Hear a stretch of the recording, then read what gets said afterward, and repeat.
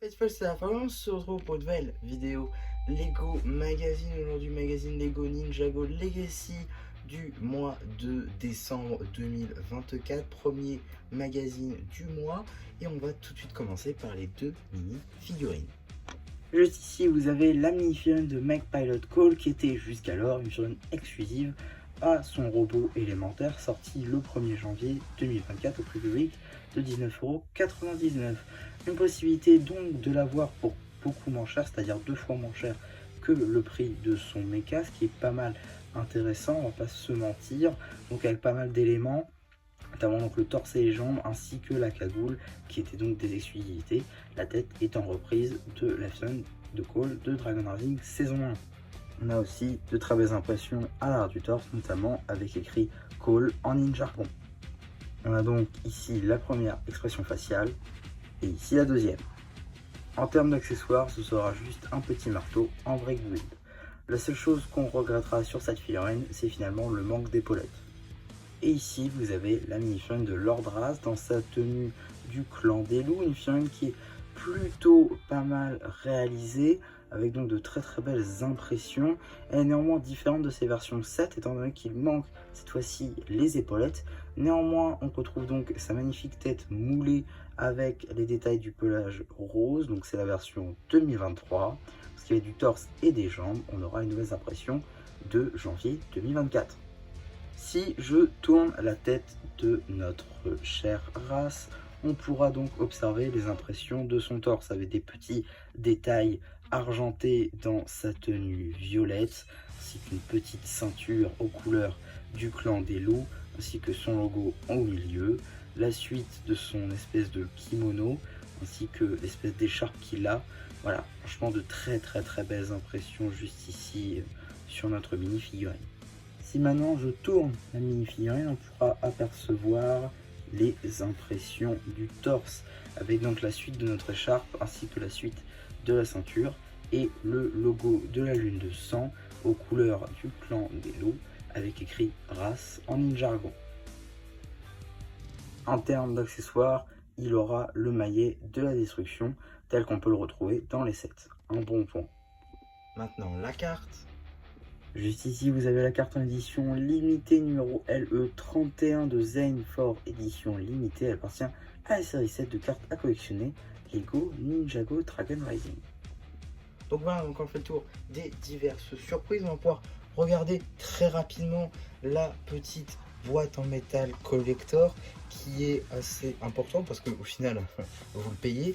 Mais voilà, une boîte qui est quand même plutôt pas mal avec donc un moule qui change à chaque fois, je le rappelle, avec donc une image ici de Cole qui est vraiment moulée. On voit que c'est comme ça, vous voyez, c'est voilà, on voit que c'est vraiment du relief avec donc les images de race qui s'affrontent, le logo Ninjago Legacy, la tête de Cole et la tête de race, les deux logos, hop, Legacy Box et les mentions légales avec l'échelle, etc.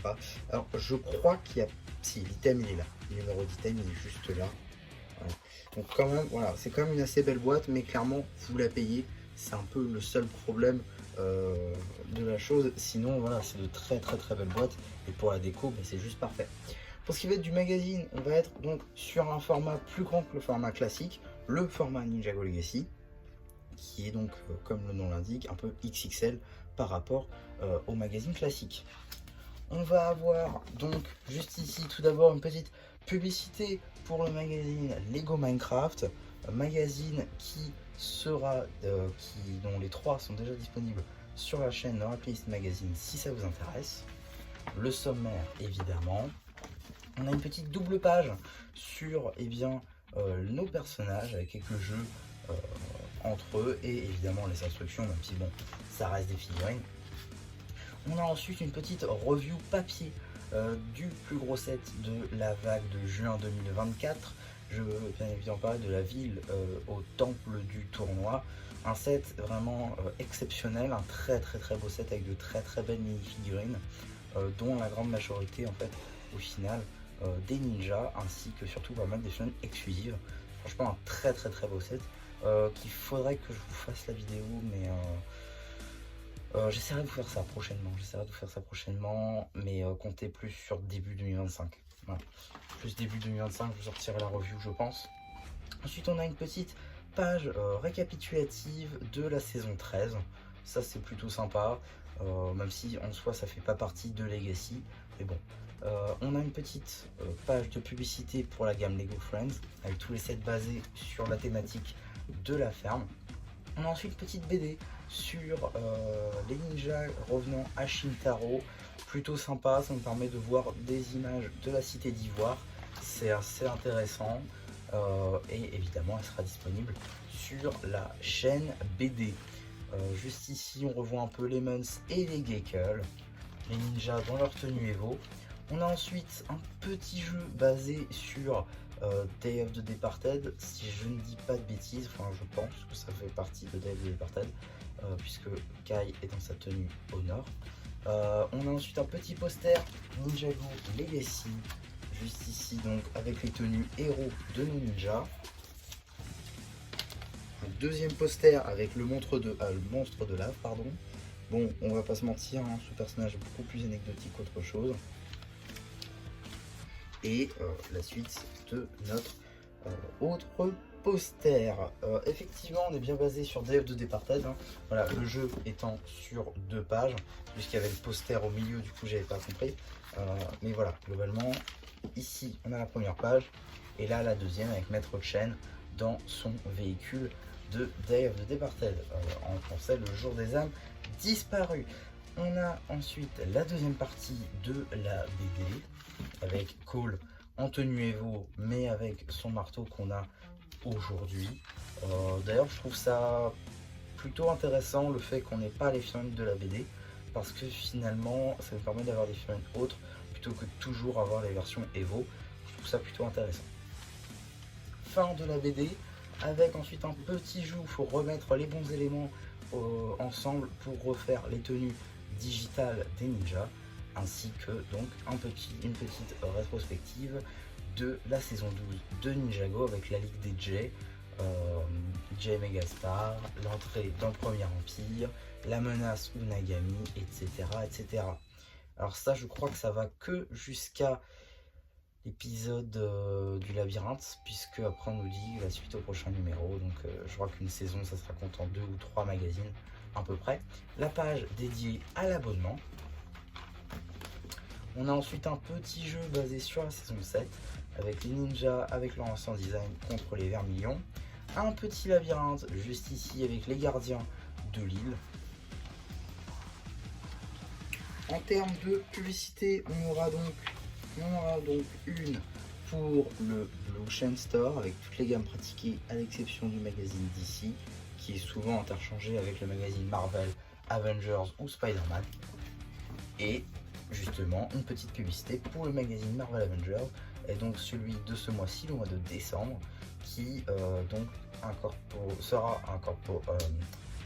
qui est livré avec donc la figurine de Iron Man. Si je dis pas de bêtises, c'est la marque 5, moi je me trompe.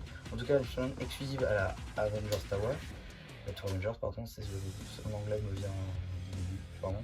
Donc à la Tour Avengers, un set donc à presque 600 €, donc l'avoir ici est plutôt intéressant. Et donc qu'est-ce qu'on a dans le prochain magazine? Si vous êtes sur les réseaux, vous avez dû voir ça tourner parce que clairement c'est très intéressant. Nous allons avoir le gardien du temple contre Zane. Alors on va très rapidement en reparler, on va un peu s'attarder dessus, même si bon, la présentation sera faite dessus évidemment. On passe clairement dans le tournoi des sources. Là, Kai est dans sa tenue tournoi des sources, justement. Le magazine Dragon Rising passe aussi en tournoi des sources. Donc là, on va avoir là les figurines. Et ne vous étonnez pas si on a Robbie, voire Blecht un jour. Je pense d'ailleurs qu'il y a moyen qu'on l'ait. En tout cas, ici, on a une figurine de même calibre, puisqu'on va avoir donc le gardien du temple, qui est donc une figurine exclusive au set qu'on a vu tout à l'heure en review papier. La ville au temple du tournoi, c'est ça. Donc un set à 250 € qui possédait jusqu'alors cette figurine exclusive, qui maintenant ne l'est plus étant donné qu'on va avoir dans ce magazine. Alors, effectivement, il va lui manquer les épaulettes, trouvables sur les formes dragon des ninjas. À noter que c'est très intéressant car en ce moment, vous avez un magazine Ninjago Comics qui vous permet d'avoir la forme dragon de Kai. Si vous n'avez toujours pas la forme de dragon, mais que vous voulez cette figurine, je vous invite très fortement à soit acheter le magazine avec la forme dragon de Kai pour avoir l'épaulette, soit directement l'acheter sur le Pick a Brick par exemple, mais à ce moment-là, vous allez attendre très longtemps. En tout cas, ce qui est plutôt pas mal avec cette figurine, c'est justement qu'on l'a finalement pour pas si cher que ça. Tiens, 9 € effectivement, c'est une somme, et comparé au set où la figurine est disponible, c'est plutôt pas mal. La figurine de Zane aussi est plutôt intéressante de l'avoir ici, étant donné que c'est une figurine exclusive au set du robot élémentaire de feu de Kai, qui est donc un set pas si cher que ça, 30 €, mais qui n'est pas non plus le set entrée de gamme, ce qui permet de l'avoir aussi pour beaucoup moins cher. Donc là pour le coup on est sur un très bon magazine, j'ai l'impression que chaque année on a un peu un très bon magazine. Le seul point négatif c'est vraiment là on a un magazine qui sort le 5 mars quoi.